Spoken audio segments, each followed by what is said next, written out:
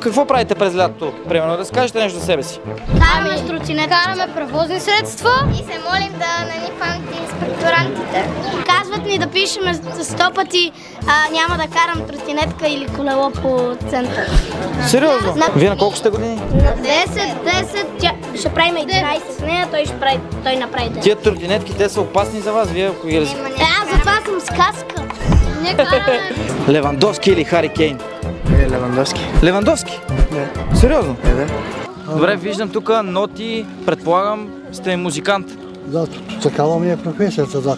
Обаче пенсиите са малки сега и моята пенсия е малка и затова се налага да свирим, да си изкарам допълнително някой лев, защото ми е правена операция на сърцето.